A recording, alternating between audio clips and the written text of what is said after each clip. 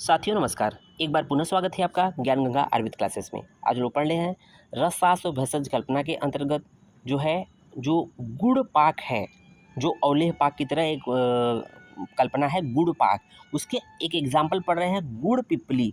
गुड़ पिपली अपने आप में वेरी वेरी इंपॉर्टेंट है। गुड़ पाक कल्पना के अंतर्गत इसको एग्जाम्पल के तौर पे रखा गया है। ओके, AFI पार्ट फर्स्ट का 3:2:8 तीसरे चैप्टर का 8वां श्लोक है ये। AFI Ayurvedic pharmacopoeia of India, ठीक है। उसको देखेंगे ये जो रेफरेंस दिया गया बड़ा सा आपके सामने दिखा है, ये भेषज रत्नावली का प्लीहा रोग के अंतर्गत श्लोक नंबर 44-46 है, ठीक है।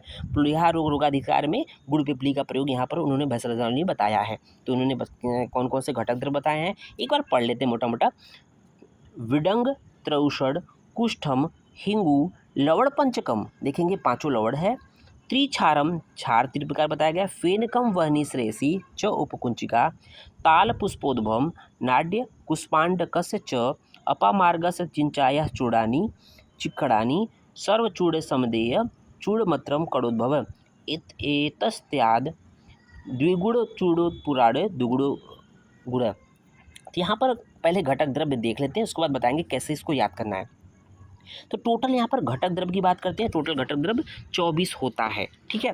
तो 24 1 बाय 1 देख लेते हैं। पहले नंबर पे विडंग है, दूसरे नंबर पे शुंठी है, तीसरे पे मरीच है, चौथे पे पिपली है, पाँचवें पे कुष्ठ है, छठे पे हिंगू है, सातवें पे सवर्चल लवण है जो पंच लवण की बात कर रहे हैं, आठवें पे सैंधव लवण है, नौवें पे विड लवण है, 10वें पे सामुद्र लवण है, 11वें पे औद्भिद लवण है।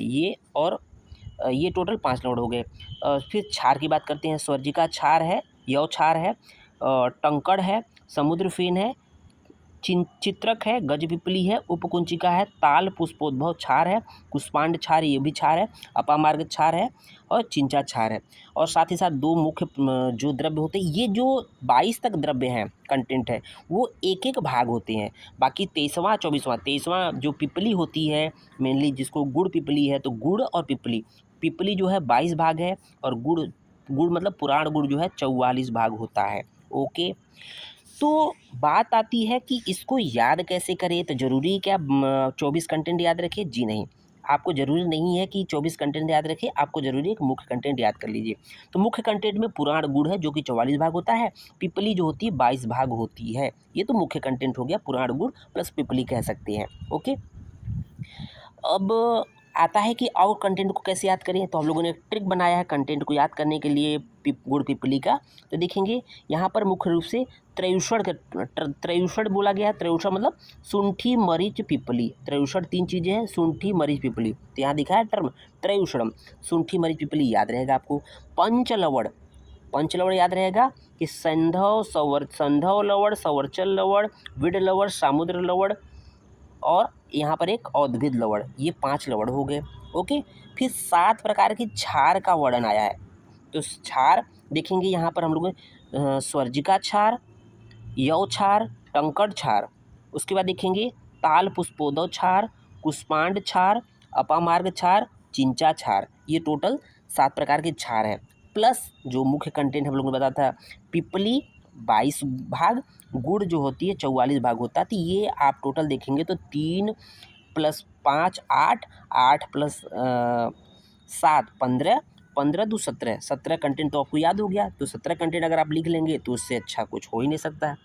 उसके बाद गुड़ पिपली का निर्माण विधि देख लेते हैं, बहुत छोटा पार्ट है। क्रम संख्या 1 से लेकर 23 तक के समस्त द्रव्यों का, 1 से लेकर 23 तक मतलब क्या हो जाएगा कि जो पहले से लेकर पिपली तक जो द्रव्य हैं उनका सूक्ष्म चूर्ण लेंगे, जो मात्रा के साथ कौन कितनी मात्रा में लेना है। सूक्ष्म चूर्ण तथा गुड़ जो है 24वां तत्व है, 24वां मैटर है, ठीक है, को मोर्टार तथा पेस्टल की मदद से एक समान मिश्रण होमोजीनस मिक्सचर बना लेते हैं।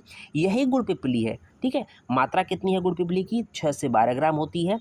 अनुपान जो होती है जल एवं दुग्ध के साथ, चाहे जल या दुग्ध जैसे भी दे सकते हैं।